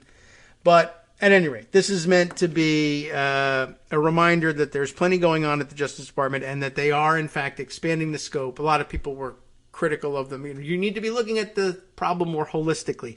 And they are widening their scope. And we don't know exactly how wide it's going to go eventually. But this should be taken as good news, even if you're still frustrated with the pacing. The criminal investigation into the January 6th attack on the Capitol has expanded to examine the preparations for the rally that preceded the riot, as the Justice Department aims to determine the full extent of any conspiracy to stop Congress from certifying Joe Biden's election victory, according to people familiar with the matter. In the past 2 months, a federal grand jury in Washington has issued subpoena requests to some officials in former President Donald Trump's orbit who assisted in planning, funding, and executing the January 6th rally. I love to say executing and Donald Trump in the same sentence. So this, according to people familiar with the matter who spoke, of course, on condition of anonymity because everyone's still chicken about stuff. You know how it goes. The development shows the degree to which the Justice Department investigation, which already involves more defendants than any other criminal prosecution in the nation's history, it's an interesting factoid, has moved further beyond the storming of the Capitol to examine events preceding the attack. And that's how, if ever, they will land some of the bigger fish in all this, because they didn't enter the Capitol. You'll never get Donald Trump on actually entering the Capitol, because when he went into the Capitol, he went in to give the State of the Union address, and he was supposed to be there. So, they have to pin something else on him. The events of January 6, 2021 are a legally fraught puzzle for federal investigators. Prosecutors and FBI agents must distinguish between constitutionally protected First Amendment activity, such as speech and assembly, and smearing feces on the wall, for instance. No, that's not part of the protected. It's one of the things they have to distinguish between First Amendment activity, such as speech and assembly, the good things, the okay things, and stuff that's bad, like the feces on the wall. And, of course, that's not actually in here. And the alleged conspiracy to obstruct Congress or other potential crimes connected to fundraising and organizing leading up to January 6th. That's the bad side that they want to prosecute. The task is also complicated by the proximity of those two very different types of activities, speech and violence, speech and feces, that occurred within hours of each other and less than a mile apart. A spokesman for the U.S. Attorney's Office in Washington declined to comment. By the way, speaking of that less than a mile apart thing, I happened to see on Twitter yesterday, gosh, who was I looking at? I don't know. But I'll dig it up if I can. But I noticed, I think someone, another podcast, interviewing, what's his name? Is it Mariotti? I can't even remember now offhand, but making a comment that led me to a different thought. But the fact that it was a mile away, you've heard me say before, boy, you really learn an awful lot, more than perhaps you need to know in order to figure out who planned and executed January 6th. That a mile away, they've sacked the Capitol. They've lost control completely of the Capitol. But at the White House, that other branch of government, there's no precautions being taken whatsoever and no report of any even unusual activity going on. No extra security, no running to the bunker, no nothing, right, on behalf of the White House and Donald Trump.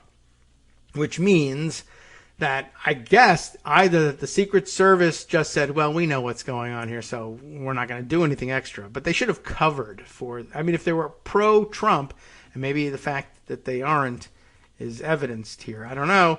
But if they were pro-Trump, they would cover up by saying, shouldn't we, sir, with tears streaming down my eyes, shouldn't we be doing something different here so that it looks like, hey, we're concerned because we're not the ones controlling the rioters?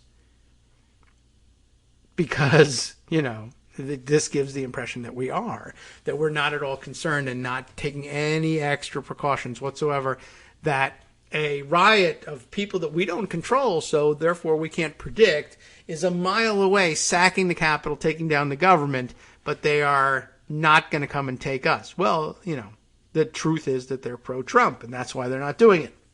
But in addition, the new news hook of the idea that Trump was not on the phone, that there's no phone logs for him between whatever hours, 7 hours and 37 minutes of no phone calls for him, which is remarkable all by itself and is impossible to believe because he's constantly on the phone. But in addition to that, I would say the other part about this that seems unbelievable, and I mean, it's not true, so it's not hard to say it's unbelievable. We know he was on the phone talking to people. That we know. It's just not in the log. But the idea that you would hand over a log that says that you weren't on the phone for 7 hours and 37 minutes during the height of this riot, when you really should have been, as President of the United States, on the phone trying to find out, am I in any danger? Are these people, in fact, my people? Should I call them off? Or am I able to call them off? Or how are we doing either at containing it, or, for that matter, how are we doing at succeeding in overthrowing the government? That he's not on the phone with anybody at all.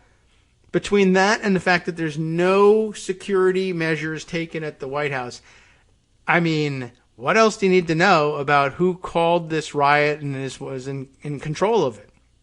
I mean, if he didn't know exactly what was going on, then he would have been either hiding or worried about possibly the need to possibly hide, or two, calling at the very least to call and ask, hey, how's it going? Did I win the riot yet?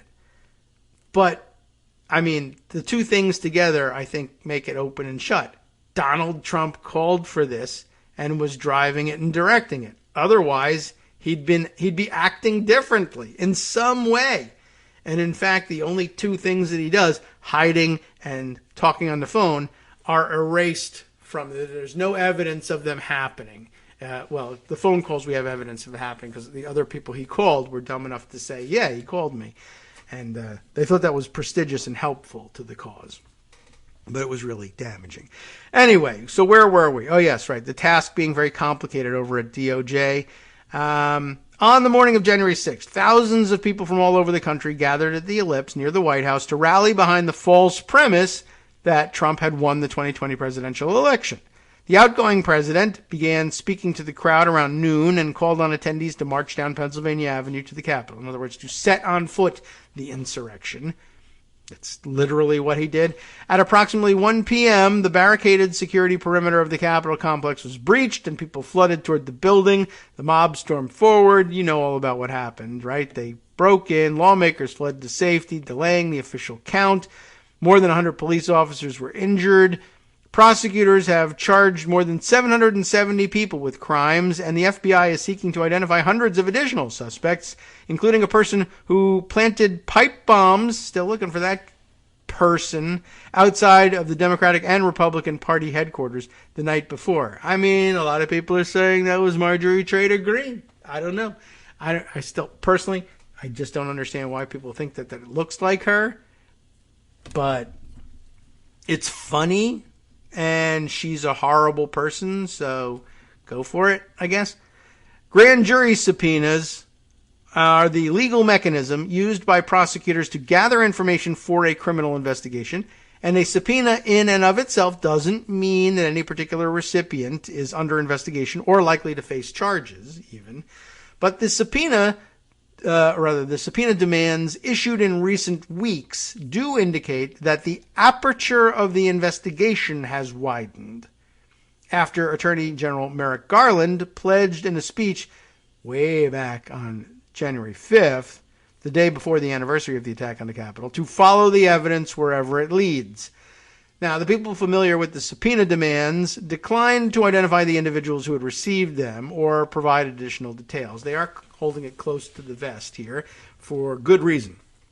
Garland, who has faced pressure at times from Democrats and others to more aggressively investigate those close to Trump and the events that preceded the attack on the Congress, said in his January 5th speech that complex investigations like this one would take time and are built from the bottom up. We follow the physical evidence. We follow the digital evidence. We follow the money, Garland said. But most important, we follow the facts, not an agenda or an assumption like me. The facts tell us where to go next. Prosecutors have long shown an interest in how those accused of violently breaching the Capitol paid for their travel to Washington and their lodging. That's a beginning question. And they have frequently asked witnesses to explain who covered the cost of their buses and other modes of transportation. Many January 6th defendants appear to have self-organized and paid their own way or raised money online to pay for travel in groups as large as a 60-vehicle caravan, according to court papers. By the way, I love the use of the word caravan instead of convoy for that. But in the run-up to January 6th, pro-Trump groups behind the protests supported and promoted caravans, including March for Trump, which was largely organized by Women for America First, a group chaired by former Tea Party Express leader, remember this name, Amy Kramer, we mentioned her the other day, and Stop the Steal, organized by Ali Alexander and Roger Stone. Both groups have denied wrongdoing. They don't mention Roger Stone in this article for some reason, or at least not right here. So I added him in there. In the early days of the January 6th investigation, few prosecutors in the D.C. U.S. Attorney's Office wanted to use subpoenas and search warrants to gather evidence about rally organizers or speakers. A few prosecutors, not it gives it the opposite feel when you leave out the A. But so a couple of them, anyway, wanted to start gathering evidence about the rally organizers or speakers. But the FBI and Justice Department officials and Michael R. Sherwin, who was appointed the acting, where are we? Appointed the D.C. U.S. Attorney during the Trump administration, and who continued to lead the probe after stepping down from that post, but staying inside the Justice Department. Well, this Michael Sherwin resisted this idea, according to people familiar with the matter, speaking on condition, of course, anonymity. Authorities were concerned that taking such a step, looking at the organizers, would be trampling on demonstrators' First Amendment rights. So instead, the Justice Department decided to first investigate those who were caught on video committing crimes and see whether investigators could connect those individuals to higher-level targets. In an October arrest affidavit for a Virginia man and his daughter, the FBI said the father was provided a packing list by a protest organizer via a person, quote, who coordinated convoys, communication plans, maps, and packing lists for January 6th participants. Now, this is an interesting thing. Come in for the free speech and stay for the what? Because the list included a telescoping metal police baton, body armor, and helmets, the affidavit said, with the organizer explaining on social media that participants, quote, were not looking for a fight, but needed to be ready for one. That's kind of damning. So they begin to look. The Justice Department's interest in the details of planning the rally dovetails with previous subpoenas issued to some rally organizers by a House committee that is separately investigating January 6th. You know the one, the committee to investigate January 6th, right? But the grand jury's work involving the Justice Department subpoena request is a criminal investigation, far different from lawmakers pressing for public accountability. From the start, the January 6th investigation has focused heavily on the actions of two extremist groups, the Oath Keepers and the Proud Boys. Proud Boys leaders charged with playing a key role in the attack appeared to have organized their own travel, renting a house in Washington, and raising money online to pay for body armor.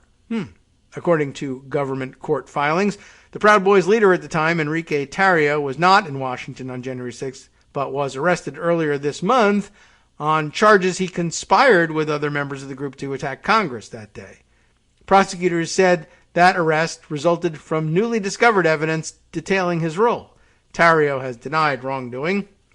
Authorities have said in court filings that around the time of Tarrio's arrest, several additional search warrants were executed and additional information and devices were gathered. Prosecutors have indicated they may add charges or charge several additional defendants by May 20th. The federal conspiracy charges against Proud Boys members stemming from January 6th are separate from the charges filed against Oath Keepers leader Stuart Rhodes and 10 other Oath Keepers or associates who were accused in January of seditious conspiracy, a historically rare charge that carries a maximum 20-year prison term. That indictment alleges that Rhodes plotted in late 2020 and early 21 to prevent Biden from becoming president, guiding a months-long effort to unleash political violence that prosecutors say culminated in the January 6th Capitol breach. Rhodes and certain co-conspirators planned to stop the lawful transfer of presidential power by January 20th, 2021, which included multiple ways to deploy force. His indictment says Rhodes, 56, remains in jail awaiting trial. He has pleaded not guilty and denied any wrongdoing.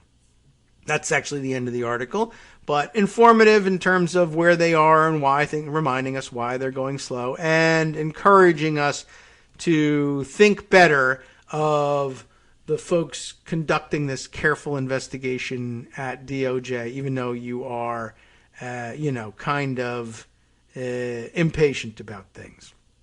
All right. Here's a question from a listener that we can deal with in live and in real time. Mo, who emails, and I'm not checking the emails, but this one catches my eye. Remember my mention of Lowe's Island, because I was reading the other contributors' question about it. Just listening to the show today, Mo says, I also live in Northern Virginia and listen just about every morning. Hi, I'm so sorry. I appreciate it, though. Anyway, I was wondering about Lowe's Island. I was thinking it was the island right off of Algonquian Park, but it turns out that is 10-foot island. We have a lot of really weird islands, some of which don't really look at all like islands around here. Anyway, so I'm reading the Wikipedia article about Lowe's Island. Oh, see, no wonder you listen to this show. You're crazy. All right, well, anyway. And I come across this story about the River of Blood Monument. Oh, yeah. It really has to be read to be believed. We have read it. Here's the link, or if you don't want to click on the link, and really, you should never click on a link in an email. That's okay, now we know what you do for a living, Mo. You can just Google River of Blood Monument.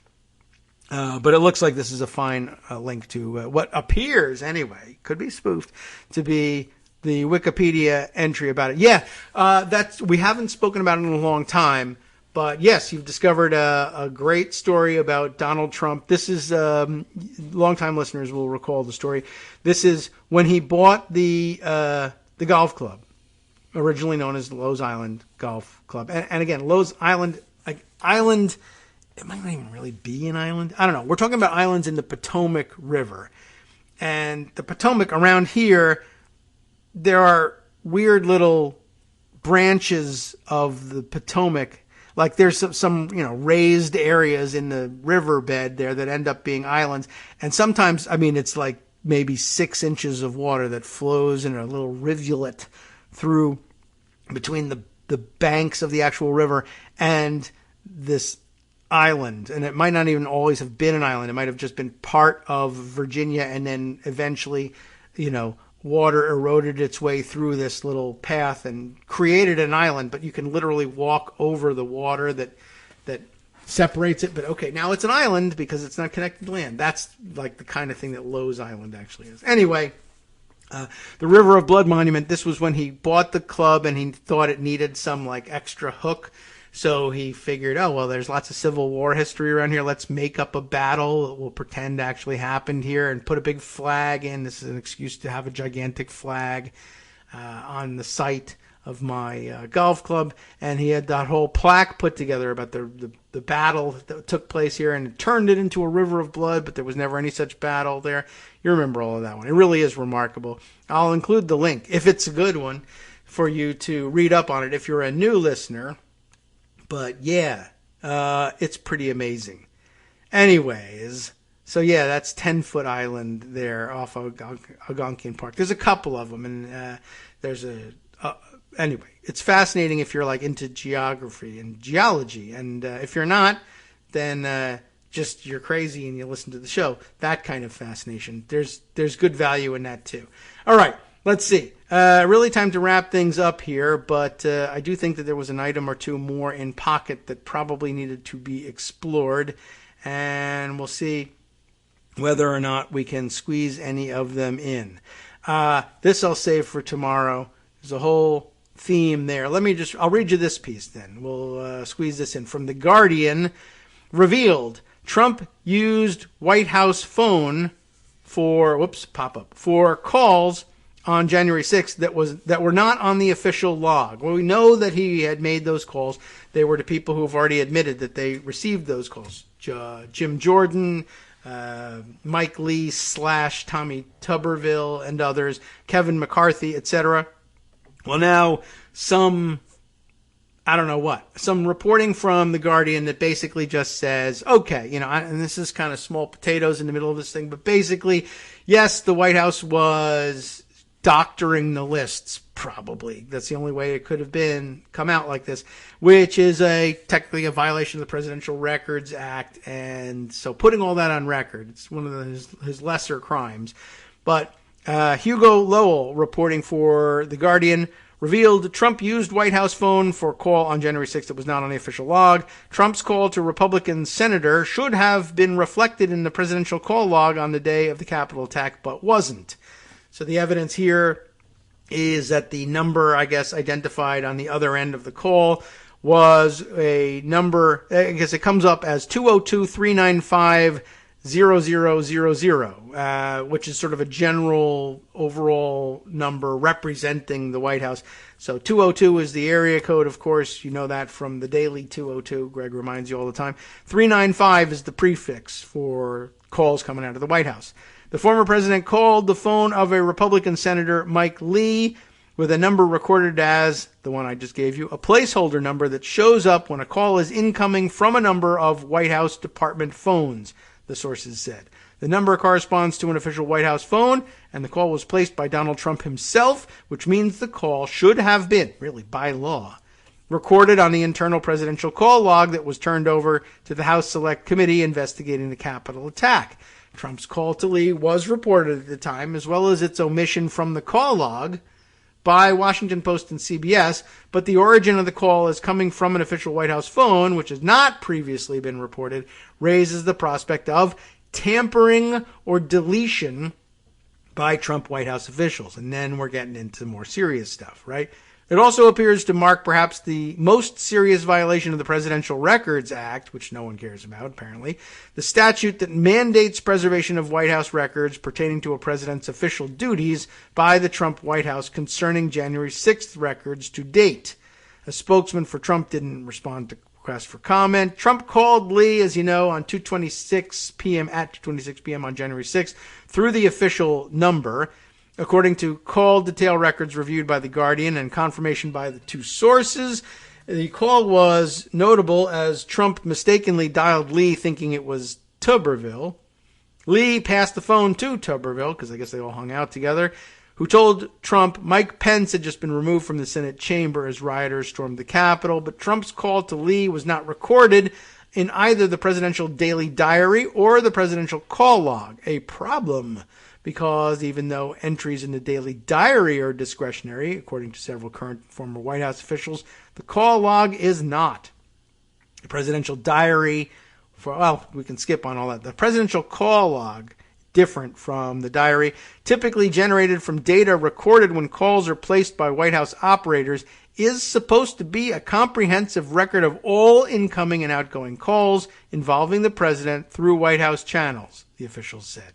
The fact that Trump's call to Lee was routed through an official White House phone, either through a landline in the West Wing or the White House residence or a work cell phone, means details of that call should have been on the call log. The only instance where a call might not be reflected on the unclassified presidential call log is, of course, I'm way late on the music here, of course, if the call was somehow classified, and that doesn't appear to be the case.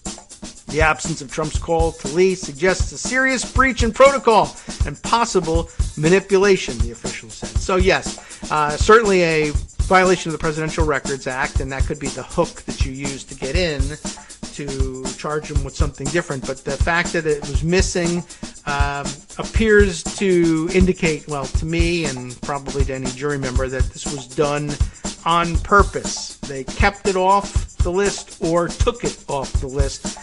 And that's pretty serious evidence of cover-up. And as you know, it's not so much the crime as it is the cover-up. And this is a big, big, big cover-up. So it goes on to describe a couple of other calls also missing. But just wanted to put that one on the record for all of you and see whether anything comes of it as we examine it in the coming weeks and as they make a bigger and bigger deal of it. Okay, time for us to pass things over, whatever, to Justice Putnam for the West Coast Cookbook and Speakeasy.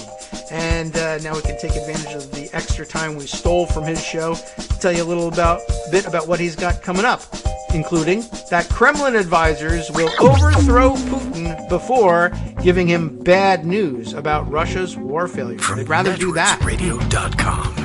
It's a little Hitler-y. You have been listening to Kagro in the Morning with David Waldman. All right, there's more, of course. Domestically, House Republicans oppose Biden's efforts to expand voting rights. No surprise there.